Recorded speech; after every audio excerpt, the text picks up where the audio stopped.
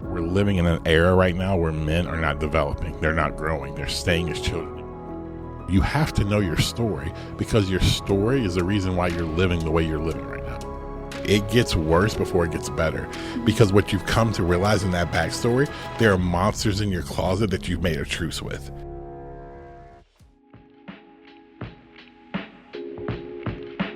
Welcome back to another episode of the New Rules podcast. It's your girl, Barisi, and I'm missing the Met Gala for this podcast recording, and I'm so excited. There's no other place I'd rather be besides the Met Gala, besides watching the Vogue live stream.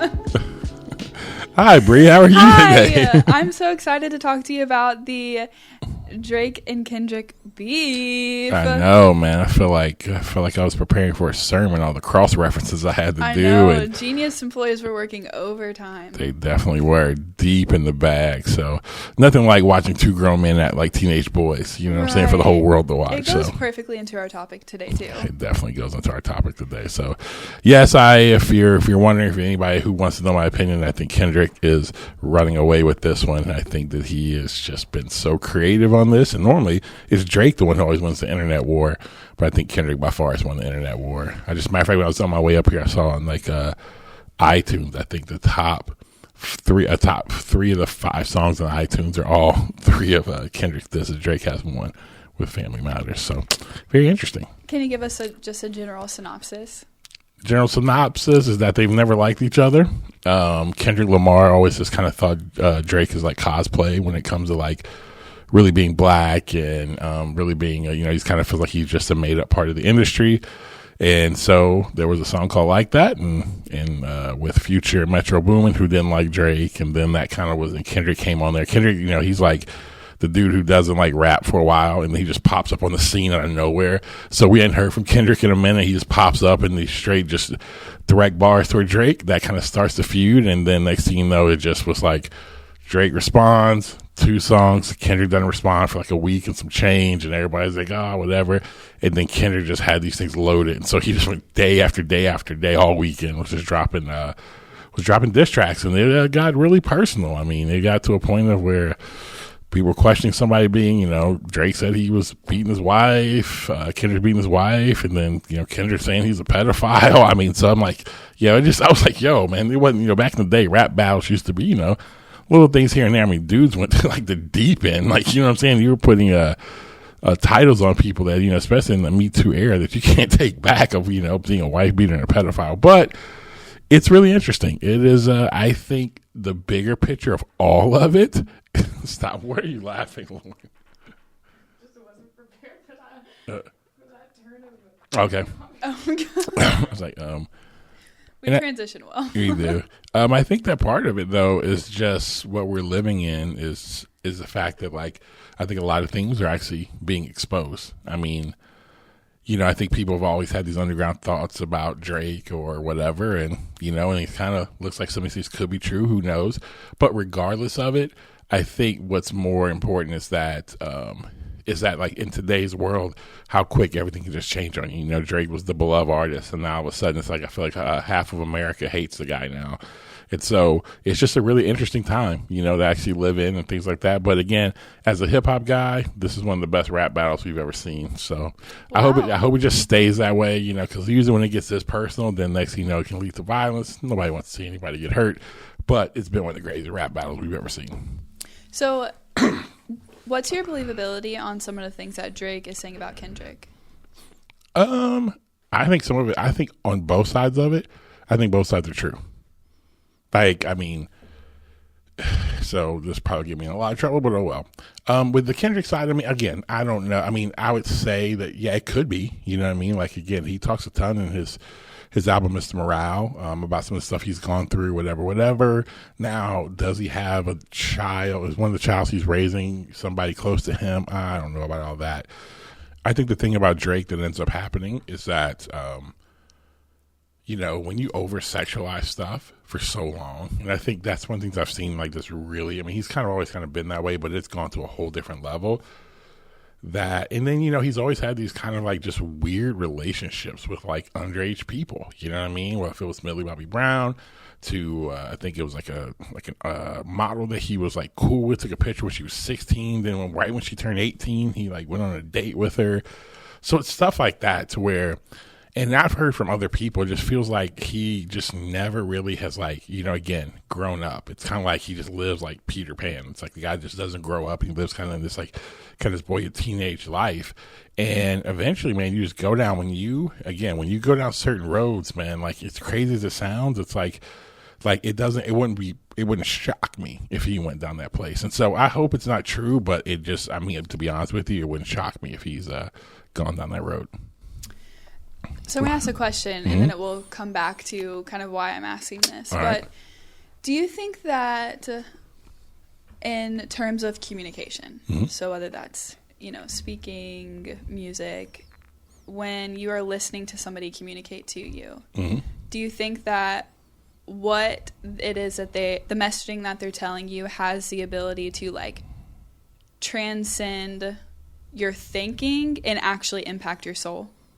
Absolutely. Because I think music has just that ability. I think especially, well, no, I think in like levels of communication, it absolutely can. I mean, I did not grow up during, you know, civil rights, but as a child, when I would hear "I Have a Dream," like literally I felt it in the core of who I was. Like it did something inside of me when I like heard that. I think that when you hear music and again, words over certain beats and things like that, 100%, I think it can begin to like change you and impact you. So to answer your question, yeah, I think words and songs or communication absolutely can impact the core of a person and actually flip and change them. So if we're talking about people who have had like major voices, like in my ears, like I listen to rap all the time. And like, you know, the ears of children, all of that stuff. And some of what we're seeing right now is their character being revealed. And again, today we're going to talk about the backstory, so we'll get into some of that too. What is the tension on what you intake and the level of interaction? How much can you really control? How much it is impacting like your impacting you? I think it impacts a lot more than we want to give it credit for. I think that's why, you know, when you see people who get caught in an algorithm, for example, you know, all they do is just stay on that algorithm. And next thing you know, there's people who are people I knew who are very rational people start believing like QAnon conspiracy theories, right? Of that, you know, like in some pizza parlor, you know, Hillary Clinton and them were sacrificing children or something like, and these are people who are working in corporate America, like functional jobs, because the more you hear it, the more it starts to change you. I think the limit, and I'll kind of tell more of the story, is that when I was around 19, when I was 19 years old, I became a Christian at 19. And about a year later, man, I was really trying to live in according to like a Christian ethic. But what I started realizing that a lot of my life was being impacted by what I was listening to. And so I honestly went 3 years where I didn't listen to like any type of like quote unquote secular music, like hip hop, things like that, because of the control it had on me. Because when I found myself, I was trying to live more of life of having peace, not being so angry, whatever. But when you really listen to the music I was listening to, that's all that was pumping into my ears was that. And I'll never forget one time just having this really strong conviction that what I was listening to really was impacting me. Now, why do I have no problem right now listening to it? Is because I knew myself. I was self-aware. So to answer your question, I think people have to be aware. If you have a bend to go down certain roads or you feel it impacting you in a negative way, you hear words are pulling you away from close relationships, finding you doing things that you normally wouldn't do, then that's when I think you have to realize the intake. But to say that music or, you know, words or speech and things like that don't have an impact in your life, I think it's absolutely insane. It 100% does. That's why it moves people so much. What do you think this moment reveals about their backstory? I think it's two people. I think one, say Kendrick Lamar, who I think has walked through a process. You can tell that he's gone through levels of process of like kind of therapy and healing. Again, you got to hear it all in his, you know, on Mr. Morale. But I also think there's still part of him that's still so Compton. You know what I mean? He had to survive growing up. So when your back's against the wall, you're challenged, he's a fighter. And, and he grew up in street life and gang life. And so that's kind of who he is. So some of that part comes out.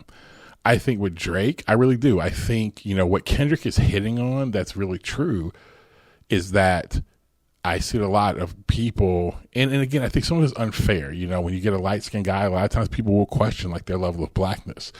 And so I've seen that a lot where people will be like, oh, I have 3 light-skinned kids. And there's times where people will even question their blackness, even though both their parents are black. But on the other side of that, I think one of the things that's revealed about Drake, you can just see throughout his time, he's always wanted to be, like, he's always wanted to live a life. You could tell that, so some of the stuff he raps about now, you're like, what are you talking about? Like, he grew up, like you're on the grass. That was never any part of your life. And now what's crazy about it is that he's put people around him who do live that way and who have lived that way to help boost up his image when that's never been him, And I think that's the wild thing is that, like, he wants to live a certain way, and you can see, honestly, I think the thing that's probably the most disturbing, probably more heartbreaking thing about him is that I feel like I'm watching a kind of a high school kid inside of a grown man's body.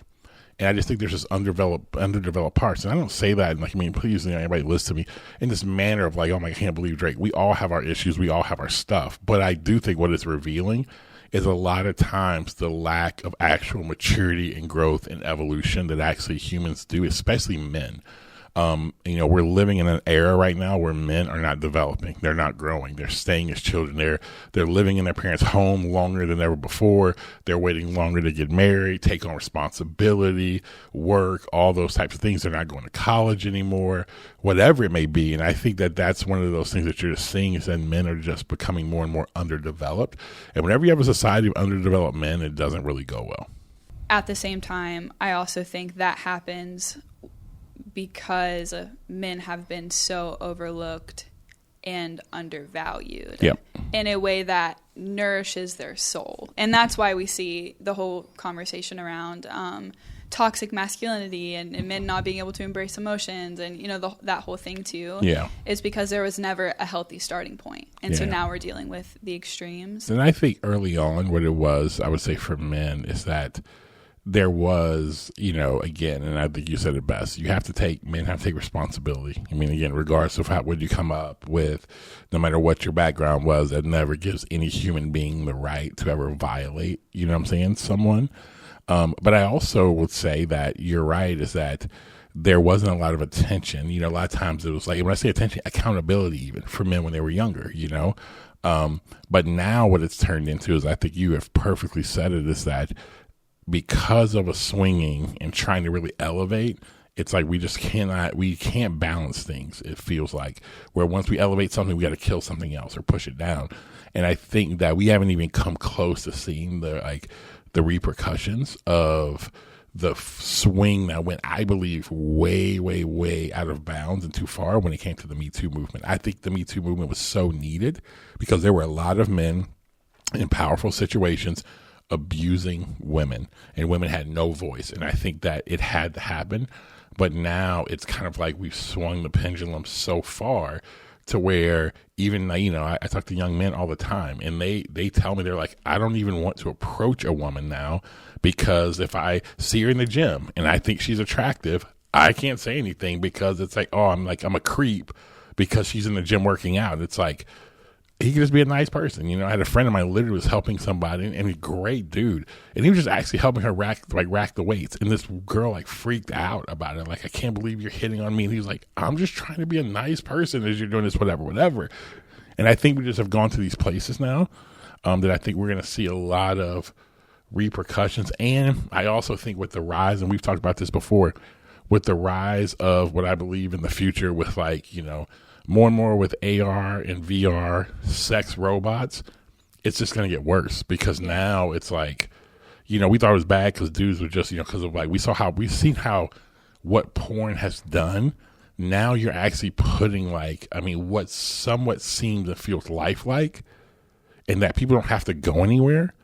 And then what that's going to lead to, I just think that, man, we're moving toward a place in society that we're just, that we're just going to destroy ourselves within. That's the one thing I'll tell you, that barring some type of just real change and real revolution, like over the next 100 years, I just think this country just eats itself from within, because I believe that, and it won't be because of like access, resource, whatever. I don't think it'll be because at the end of the day, it'll be the moral fabric of stuff has completely rotted away, and it just has happened right in front of us. I think this is my beef right now, where we're just stupid as like sometimes as humans. Like people say things that aren't that deep.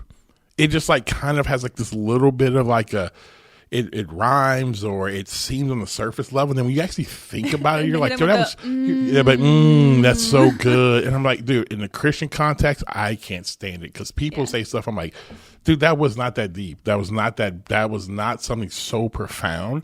But it's because we've lost, and this goes to this, we just have lost every bit of ability and to critically think. That is one of the biggest things I try to teach my children. I teach those who work for me, is to actually think about what's going on. Like to take your time and really play it out to its logical conclusion. Find information out, not just how you emotionally feel about something. Though emotions are good things, they can be predictors of things, but don't let that be the thing that drives you the most, because when you just allow the emotion to drive you, and again, I'm not a fact over feeling, that thing. I'm more of like, man, think about it, because there are certain things you're hearing that on the surface, I may feel good, but when you actually stop and play that worldview out, you're like, yeah, that's pretty dumb. That ends into outright crazy. And I think that's where the world we're living in right now. It used to take so much for a worldview to come into play. Like it would take years, decades because people would sit there and process it, and then they would bring it right, wrong, whatever. Now, if you just have a phone, and you have a little bit of a following or whatever, you can just start spitting off whatever worldview you want to. And then there's going to be people that take it, and it just creates this momentum. And now we're just moving down roads that we're not thinking about, where does this actually go? Like, what's the end game in this? Like right now, the whole thing with Israel and Palestine, I'm like, anybody that talks about, I can't stand the discourse from people that they're talking about this like it's so simple. This has been going on for years. And it's the arrogance that we have right now as humanity to think that, it's like we give like these thin solutions. It's what Dr. Greg Okeson says. We give thin solutions for thick problems. And you have to have thick solutions for thick problems, meaning like it's so layered. And I think that we have to start becoming better, and there needs to be a third way of people who are thinking differently, processing things, not trying to be the first one to react, not trying to be the first one to put something out there, but to really think, to be thoughtful in their response and their approach. And I think you have to do that with being able to understand what you're doing, and also having empathy for maybe a side you don't agree with. And I think you begin to get wisdom in the midst of that. Yeah, I think one of the biggest problems is that we're trying to sharpen our emotionality. We're using the wrong tools with the wrong intent. Mm-hmm. And with all the time we're spending into that, I feel like nobody's really sharpening their mind. And both have such a significant role. Like, you don't have to have a high EQ. High IQ to learn how to critically think. Yep. And people, I feel like, are pretty disengaged with higher level thinking in general. And I think you're right. And you talked about and here's the thing and I understand where you're going with this, with the emotional side of it, of where you're saying we're sharpening it to get better. I don't think we're doing it to actually get better. Yeah. I think we're just doing it because it's the new wave, and that you can actually, and the more you talk about it, the more I've talked this before, your emotionality stays in a place. Then what you're doing, it's like everybody pays attention to you now. It's just a new way. It's just a new way to get clout, is to have all these deeper emotional issues. And that's my thing. When people talk about this stuff, I'm always joking, are you getting better?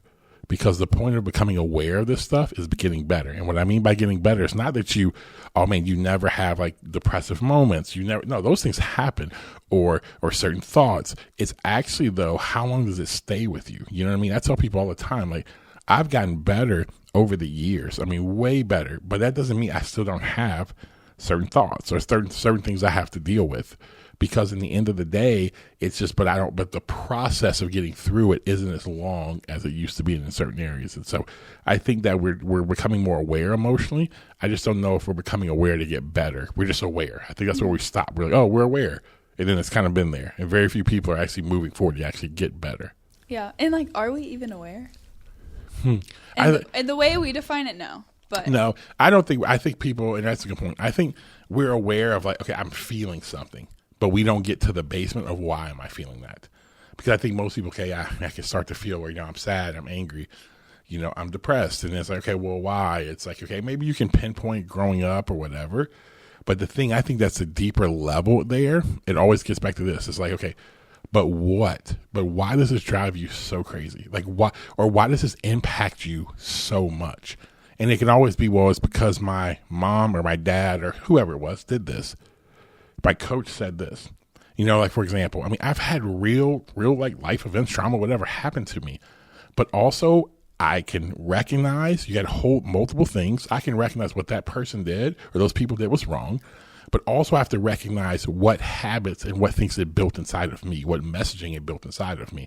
And so when people abuse their power, it made me feel like I was not enough. So because I didn't feel like I was enough, now what do? The habits it built out of me was to now build a lifestyle and build things to make people validate me because of the pain of that. And so two things happened. What they did was wrong, but how I process it and what came out of it, and even some of my behavior where, what's funny is that some of the behavior that other people use their power to do, I end up doing the same exact thing because I was now doing what? I was trying to find acceptance. I was trying to find self-worship. I was trying to find where people would approve of me because of not feeling like I was approved by some authority figures in my life for some of the stuff they did. So I think we're aware, but just at a very surface level, I don't think we really get to the basement. Something that you said earlier that you kind of glossed over that I want to go back to is like this whole idea of like sex robots and the country turning inward on itself because we lose our moral fabric. Yeah, that was kind of light. Yeah. So I want to go back to that. How do you think that will impact power? It's a great question. I think what will happen is that whenever there becomes a decay of things, power will start to consolidate into certain places. And whenever power stays, power becomes incredibly dangerous when it just sits. It's not given away. And so I think what's going to happen is that you're going to start seeing in a lot more of these industries and things like that to where power will start to go to those places. And even though it'll decay more and more, there'll be more and more issues that are really impacting men, impacting women, all that. People with that power they have now, they won't stop. Because why? It's because the money creates more power, more access, and they're not going to want to lose it. You know what I mean? Mm-hmm. And so I think that, because here's what's crazy. Thinking about the idea, we're sitting here talking, and a lot of people talking about, sex robots. You're like, who is thinking, hey, man, you know what? I think what society really needs right now is just to get some robots, get cyborg robots and put human, kind of put somewhat of lifelike skin on them so that people literally can have sex with them. And somebody's like, you know what? I think that's a good idea. Deep inside, no, they've either convinced themselves of that, but they also know it's an absolute opportunity for them to make money, which ultimately leads to power. And what they'll do is continue to use that power regardless of how it's impacting people. That's the issue that's at hand right now, is that once people start making money and they get power, they don't give power away. They want to keep it, and they don't care who it destroys in that process. So I think that's what it's going to do. I think it's just going to keep building up, and people are going to abuse power. I think it gets more and more, because here's the thing, it won't be enough. That's the dangerous side of an over-sexualized culture. It's never enough. It'll just be more and more and more. And I think that's when things go to more abuse, more things like that. That whole idea of just let's all have more sexual liberty and freedom. Have you ever talked to someone, literally, we were talking earlier about this whole thing about Drake. A guy has access to women over and over again. And it's a very known fact that the guy is sex crazed, right? It never stops. It's never satisfied. So we think by throwing off all hindrance and do whatever we want to sexually, that it's going to let us be free. No, it's going to lead to more and more abuse, because at some point in time, if you're just so used to having whatever you want, and then all of a sudden a woman says, no, I'm good. like, then it's like, what? Like, they don't even know, people don't know how to stop because we're not being trained to have restraints at all anymore. And so that's where I think it goes more and more down these roads a little bit. Do you think that a person could develop that kind of self-control, or are you more like innately no? Like that with that kind of access, it's just not possible to be able to have self-control in that kind of situation? I mean, I think that yes. Do I think there's some people who can do that? I'm not going to say there's not. But do I think a majority of people who lived, and it doesn't matter what it is. Let's just say it's if it's in a sex crazed world, alcohol crazed world, pills crazed world, food crazed world. Let's look at something, shopping. Like, if all you ever did or have access to is just go online shop, online shop, online shop, online shop. You do it all the time. Then it's like, yeah, I mean, there's some people, okay, I can have restraints, but if you always had access to money all the time, you would never stop. You just keep going and going and going and getting more stuff and more stuff and more stuff and more stuff. So I think we're naturally bent as humans not to have that. I think that's why you have to have boundaries and things set up to help. That's why I think with parents, telling your kids when they're younger, that's one of the things that Wendy and I, again, there's a lot of things we didn't do right, but one of the things I think we did do right, we worked really hard with our kids of like them understanding boundaries. Like, nope, can't do that. And it wasn't because we weren't trying to let them express their freedom. I believe freedom is found many times in constraint. Freedom isn't found in just like do whatever you want. Freedom is found in constraint. When you have borders and boundaries, then you can find all types of freedom within those borders and boundaries. And you learn how to operate, because when you don't have borders and boundaries on you, what you'll end up doing is you'll get on somebody else's yard.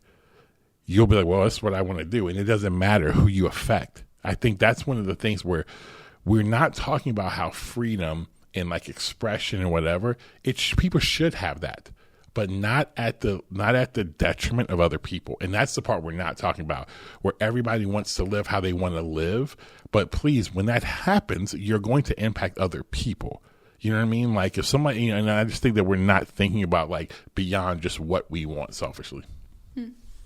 So in the beginning, we were talking about Kendrick and Drake. Yep. Another person that we love to reference, and situation we love to reference whenever it comes to talking about the backstory, is Will Smith. So we're taking it back to that moment at what award show? It was at the Oscars. A slap heard across the world. When he slapped Chris Rock. Yep. Uh-oh, Richard. Oh, wow. Wow. Will Smith just smacked the shit out of me. It was, what was interesting is that when that moment happened, I get a text message from a few friends. Did you see that Will slap Chris Rock? And I was like, and at first I was like, what are you talking about? In a skit. Yeah, I thought it was like a Key and Peele skit or something like that, or a Chappelle show was coming back. And then all of a sudden I watched it. Well, kind of going back to that, a couple months prior to that happening, somebody had offered or told me, matter of fact, somebody who actually worked for him was like, hey, I think you would love his book. So finally I get the audio version of it right before Christmas. And I'm talking about, I was like, I listened to this book in 2 days. I couldn't stop. It was just like, nonstop I listened to it. And in the book, one of the things that it revealed was the fact that one of his core memories of his life is watching his father hit his mother, and his mother's bleeding out of her mouth, and he couldn't do anything. He felt helpless. And what that spoke to him was that he's not enough for the women in his life. The woman he loved, he couldn't protect her. He wasn't enough. So in that moment, now fast forward 40 some odd years later, you have someone who he felt like in that moment was attacking a woman in his life. Also, I know he's done a lot of work in the book through therapy, things like that. So you know how that is. When you've done a lot of work and you're still working through it, that stuff is all at the surface. You know what I mean?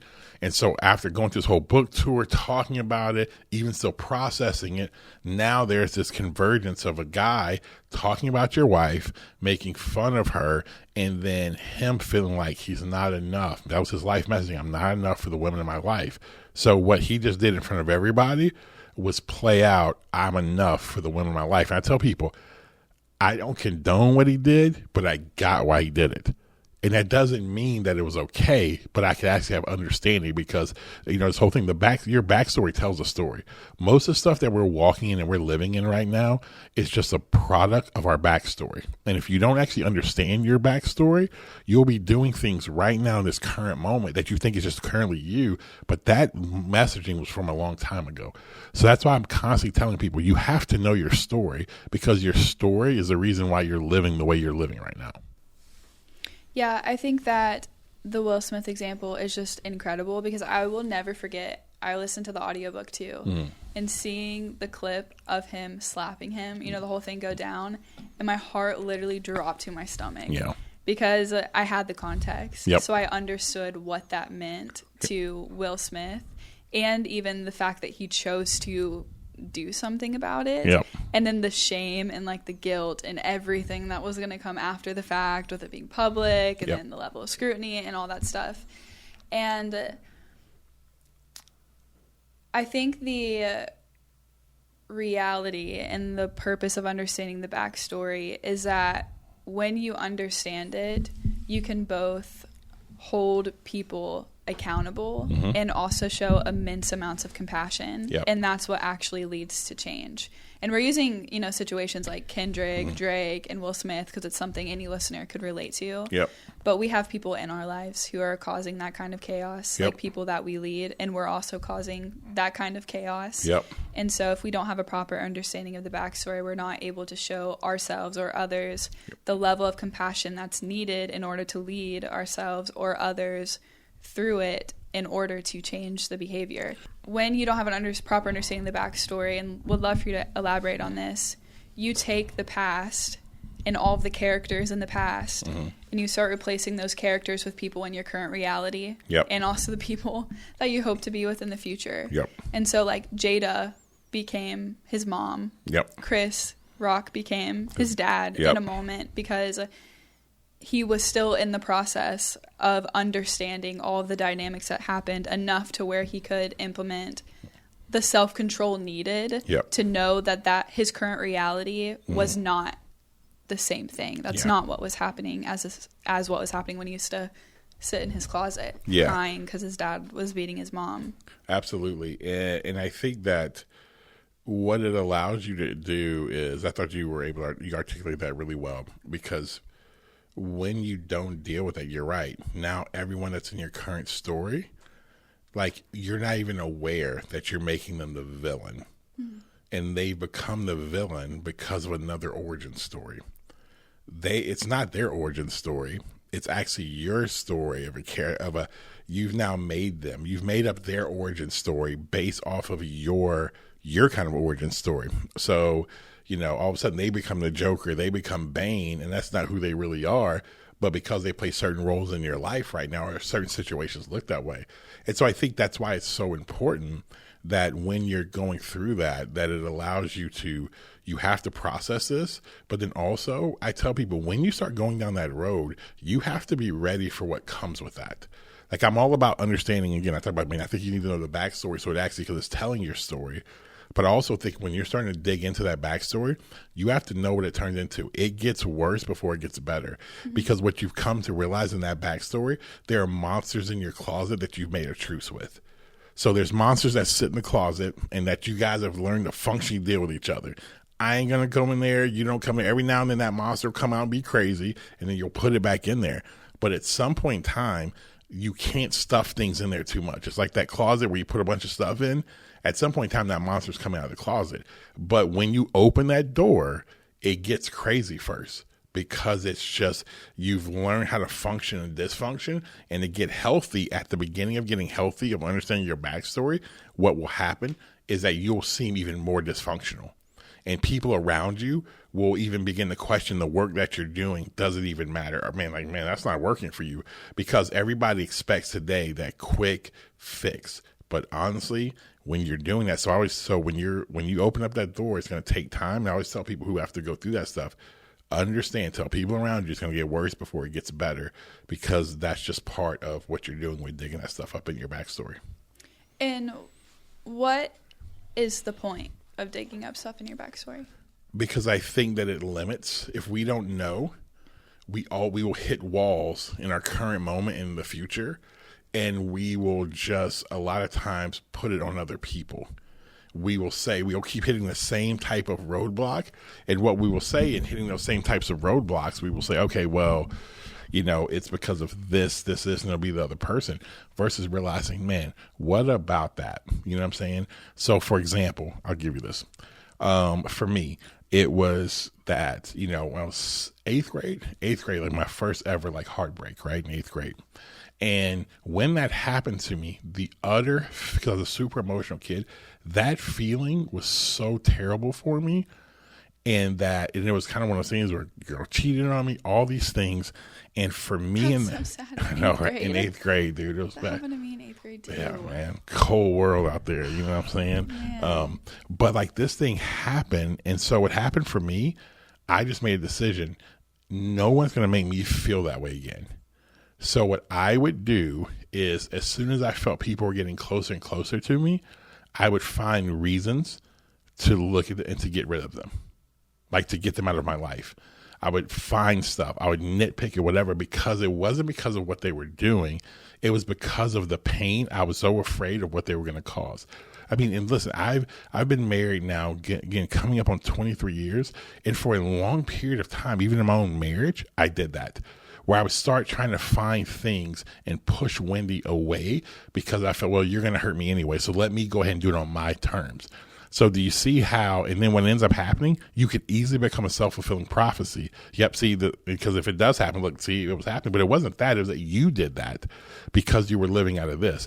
And so by me having to go through and do that type of work, I started recognizing this a little bit over 10 years ago that, man, I do this to those, it doesn't matter, to my close guy friendships, to my wife, even to my children, whatever, I would find myself pushing people away, trying to find reasons because I didn't think because of that eighth grade kid who felt like he wasn't good enough. And so I would push people away because I didn't want to feel that pain at all. So do you see how that could impact all of your relationships? And I think so many times what we'll do is just blame everybody else instead of realizing, no, there's something from back in the past. So to become more healthy, we actually have to look at that. To be better human beings that add more value and also to be authentic into the world, you got to know your backstory. So I can easily see how that impacts, Adrian, the dad, Adrian, the husband. Mm-hmm. How does that impact Adrian, the CEO and founder of a successful business? Oh, in a major way, because here's what I would do. Again, going back to there's other different things of life messaging of don't think I was good enough. So how that impacts me is that what I realized, I started giving people authority, giving people positions, and in doing things and trying to like push them forward in the name of like empowerment. But deep inside, I was doing those things because I didn't think I was actually good enough as a leader for them to want to be there. So like an example would be when, and it's like half and half. Whenever I would go like with people to go, I take people on my staff or whatever, or on our staff, to go out, to eat or whatever. Like I would always pay for it. Well, I wanted to always, because again, I wanted to always help, treat, whatever, because that's just part of who I am. But the other part of me was like, man, if I don't do these things, these special things or kind of do this, I'm not a good enough leader for them to do that. And I wasn't consciously doing that. So what that put me in trouble is I started empowering people at times and kept people around our organization who their time had run out. They didn't need to be in the organization anymore. And that hindered us in certain aspects, almost blew up one of the entities that I ran because I kept somebody around way too long out of my own insecurity. So it 100% impacts your leadership as well. So as a leader, whenever you see maybe one person or maybe you see groups of people within your organization that are doing the same thing that you did. Mm-hmm. You obviously have looked at your backstory, you've done the autopsy, you've implemented things in your life in order to change and just constantly stay aware of it. Mm-hmm. When you talk to them and give them guidance as a leader, how do you know when you're speaking on something with authority because it's just clear that you've gone through it and you can feel that when you're speaking with them versus the times where you know that it's really important that you share a story about your backstory when you're communicating with the people that you lead and challenging them to grow in a way that you have and that you understand? It's a great question. I think the first thing is that if I am aware of it, like I'm like, okay, I've been through this before. And I think this is what you're asking. It's like if I've been through something before and then I start to see that in somebody else, right? And how do I know when to call that out? Is that what you're asking? It's kind of like when somebody is speaking about a topic, you can feel when it's something that they have like embraced and been through and embodied. Yep. And I feel like that's true, of any leader, whether, you're talking to your staff, you're talking to your family. Yep. But there's a lot of the times where leaders don't include that information I gotcha. out of not want. Sometimes it's like, I don't want to get personal and it sounds weird. So I'm just going to tell them, don't do that. Don't do that. Don't do that. Okay, I got it. Yeah, when do you know when to share the backstory?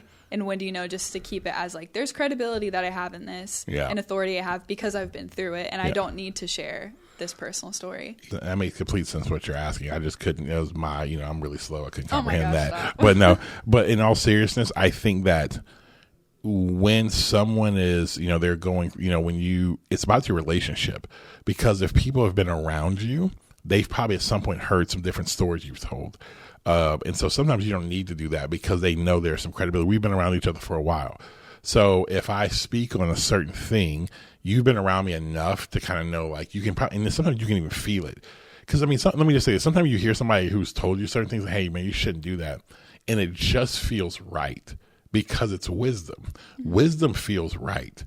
Like, wisdom is this applied knowledge and skill. And when you hear wisdom, even though you may not know that person's story, I've been around some people who've said some things to me that like encouraged me, challenged me.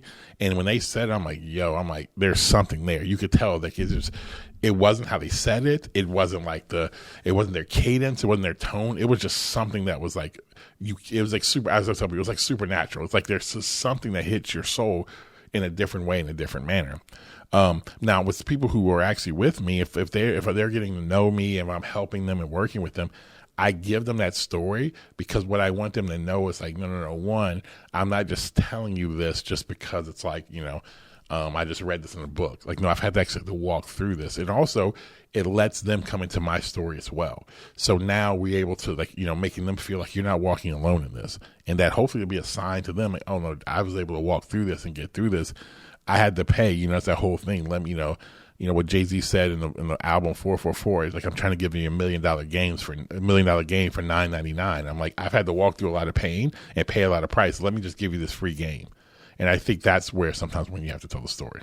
Yeah, I asked that because there's so many people, high-level executives that we work with often, and their stories they share, and we're like, why didn't you just tell them that? Dude, like, it's you work so with true. them Yes. every day solving the craziest problems, and how do they not know this like major life-altering thing about you that has completely shaped who you are? It's just it is, because what happens is that, and we've seen this in a lot of sessions that we do, because this whole thing about backstory, we actually make people, this stuff comes up. A lot of the work, and I think it's really the secret sauce of how we build really good teams and culture, is because we force them to be real, and we force them to actually, for their story to be told.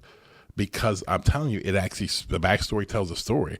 And so how many times have we been in sessions where someone hears something about someone and they're like, oh, they just thought you were an asshole the entire time. You know what I'm saying? Now they're like, no, you're not. You're actually a really good person. It's just you've been now impacted in this negative manner because of, oh man, you lost a child.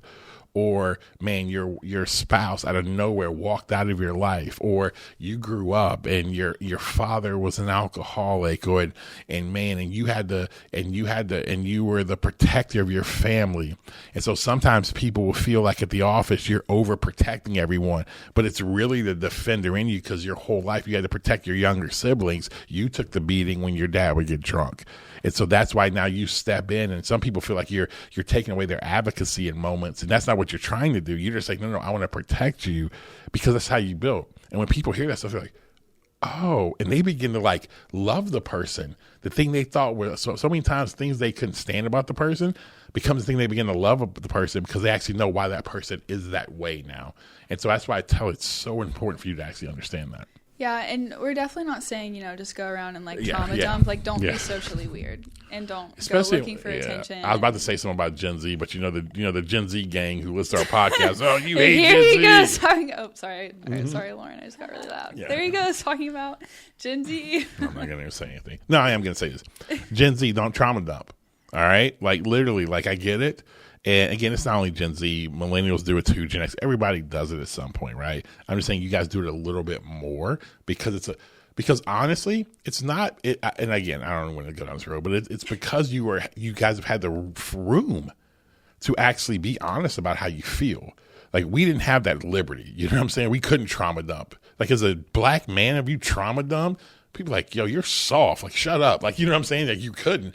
So it's the liberty to do it, but also, yes, don't trauma dump everywhere, okay? But keep going. If you're in the workplace, don't say things because you're trying to get somebody to take responsibility away from you so that you don't have to. Or you're trying to get attention or stuff like that. Absolutely. Right. Yep. Yeah. The purpose of knowing the backstory and being able to communicate it to people that are close to you is because by nature it affects us. And people knowing context to the behaviors that you have that you are actively aware of and actively trying to change. Yep.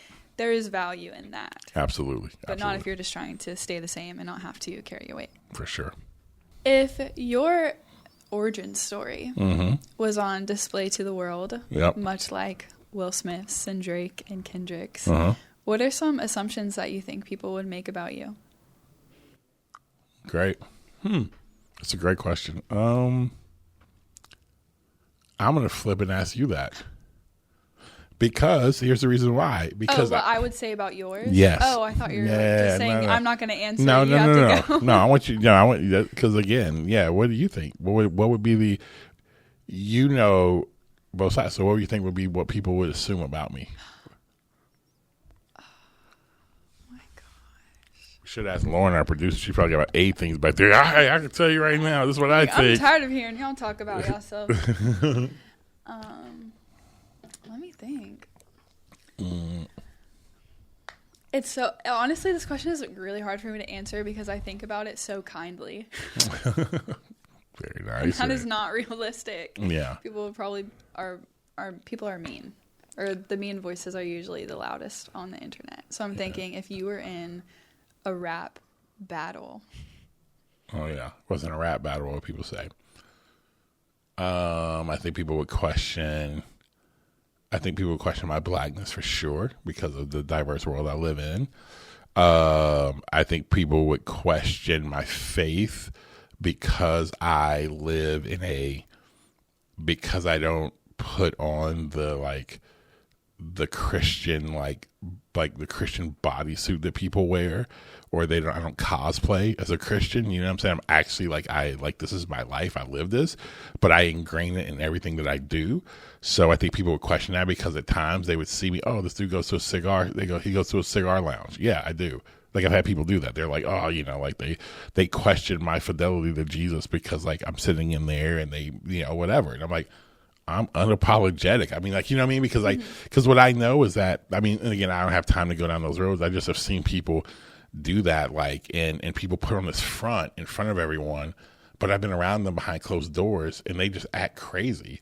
And I'm like, dude, who are you? You know what I mean? Yeah. So I think people would maybe do that because my life is ingrained that way and I'm around people of faith, people not of faith in all different types of worlds. So that probably could be one. Yeah, no, that's all good points. For some reason, I was thinking it'd be something new, but I was trying to think of something new, but all the things I was thinking of were well, yeah, people already do that now. People would probably say, you're not that deep. Yep. People would say I'm not that deep because of how I communicate, because I bring things to a street level. Because at the end of the day, I care about actually people getting better, not you being impressed with the information that I know. I want the information that I know to get to you in a way that can make impact. That's just, I'm not really too interested. I want to see people's lives change. So I try to bring it to a street level because it goes back to the backstory because that was me. There's a lot of things I didn't have the highest. I felt like I had the highest IQ because I was so jammed up with just having ADHD and all that, but having a high EQ. But a lot of times, man, it was like I got things I didn't understand. And so I always wanted to be someone who could say, okay, how do I bring this to everyone at a real like street level where they can understand and go apply it? So, yeah, but I think not being deep, I mean, I can go on and on. I mean, I think people would question like I would say maybe, I don't know, maybe they would question like, do they think I'm a giver? Like, you know what I mean? Like, because, they may say, oh, well, like, I don't know, they may like, where he lives, what he does with this. Is he really someone who gives? People are so weird about that. They are really weird about that. Like, I mean, again, I'll say, I mean, like, it's like, I feel like I have to like pull out, like, I feel like I'm going to like just walk around like with like my W-2s or walk around like with like my literal tax return. Like, hey, look, almost majority of all of my money and my wife like comes from things that are completely outside of the church. I'm like, do you really think? Matter of fact, I mean, that's why I love like having a board, because our board goes through and they're like, yeah, I'm not even getting paid remotely what I should get paid for. Yeah, pretty much every time they're like, can we talk about what Adrian's pay? Yeah. And every time you're like, no, let's keep it the same, because, you know what I mean? And it's just one of those things. But again, I think that comes with the territory of it. And I get it. I honestly have empathy, because I have seen pastors and other people or people who are in ministry like abuse that. You know what I'm saying? Where they've like, where it's excessive. So I get it. So I get why people are that way. Yeah. But that's why I've kind of lived in both worlds, because I am a human being that is a pastor. I'm a human being that is an entrepreneur. I'm a human being who's a father, who's a husband. I'm a human being who's a consultant. I'm a human being who does color commentary for FSU basketball radio. I'm a friend. That's who I am. These things are just they're things I do. They're containers. They're not the content of who I am. And so that's why I do all those things, and because I don't want to be in this box. I want to be freely who I've been designed to be and walk in that. And I don't know, some people may think that like I do a bunch of stuff. So you know how they get into days where anybody has any bit of ambition. A lot today, they think, they're trying to prove something. Yeah, they're you have your whatever, you're lusting for power, you're not satisfied, and it's just like, what if I just like to work? Like, you know what I mean? Like, that's the other thing too. I hate that when people question like, well, you gotta don't overdo this, you gotta be thinking about this. And I'm like, I get it. Like, I 100% get it. But at the end of the day, like, if God first and foremost, and then my wife, and then my close friends are okay with this, why do I give two craps about what like some rando says? But even though that does bother me at times. Okay, I was gonna say there's a reason why I asked this question. It's like a real time go for it. Let's purpose go. of understanding the backstory is, and how would all the public scrutiny, the things that people would say, how would that impact you? Yep. Hearing that, and how does that relate to the backstory for you, your backstory? Yeah, I think that it goes to this. I was 17. My father resigned at the University of Akron, and ultimately resigned because he didn't have enough wins. So either they just let you resign, and so they're just firing you or whatever, right? So he resigns as the head coach because he didn't have enough wins. Did everything else right, but didn't win enough games. That's the nature of the beast. But what was really hard for me was that the attacks that I got as a 17-year-old kid dealing with my dad, because I would be in games. I became a really good basketball player. So the chants and the things that would come against me weren't many times about my skill set and ability, but it was about my father. You know what I'm saying? So I'd be on the floor as a 17-year-old kid hearing people say, you're effing failure like your dad, or you're da-da-da, you couldn't get it done, or even some racial slurs or whatever. And so how does that impact me? It was like, it impacts me now that when those moments happen, dude, I used to want to go in the stands after people, right? But what it does to me now is like the fact that people didn't know all of the story. They didn't, it was like, they didn't know that some of the things that were in the backstory of why my father, again, at the end of the day, he didn't have the success he needed to, but there were a lot of things that went into that. And so I think so many times when those moments happen, then I'm always trying to, I find myself trying to give everybody the backstory of why I'm doing this. And I think I do that because people just paint this narrative because deep down within, I want you to see me as a certain person, because if you see me as a certain person, that means I'm enough. And that means I have it all. I mean, I'm enough for you, and I need you to think I'm enough to bring validation to me. And so that ends up being the issue. So I end up like oversharing sometimes, or like when somebody says something, then I'm like trying to dispute all of it all the time. For the longest time, now I'm just trying to get better. Like, yeah, that's your opinion. That's your opinion. And try to like walk through that in a different way, in a different manner. But always, it's what I think it was Billy Graham once said, let your critics, be your greatest coaches. So whenever something comes up, I try to whenever this comes up, I try to get people to actually like, man, help me understand this. Maybe I am doing something wrong. I try to I go to close people around me, but if it doesn't stick, then I keep it moving. Well, guys, hey, I know today we jumped to a lot of different things. We talked about Drake. We talked about Kendrick Lamar. We talked about Will Smith. We talked about backstories, leadership. But really what I want to encourage you with is like the backstory actually tells a story. And so what I want to practically ask you to do is this. Have you ever written your story? Have you ever just started from a place, any point, and just begin to write, just memories that pop up? I think it's really important for you to do that, because what you do is when you begin to write that story and you begin to take your time through it, you'll begin to find threads. And once you start seeing those threads, again, a lot of times things that you even forgot were there that still impact you today because it may have been so painful, or even limited. Not only just the bad things. We talked a lot about negatives today, but actually there's really good things that happen, in your life and in your story that actually has made you who you are today. The reason why you have joy, the reason why you're such a sacrificial person, the reason why, you celebrate your friends or whatever, it's something in your backstory in that. So I want to encourage you, go out there, write your backstory, take your time, put it somewhere and write your story, because I believe the backstory tells a story, and we need to know what the backstory is so that we can be leaders for the future who are writing incredible stories. Until next time, keep writing the rules. Breezy to the Met Gala.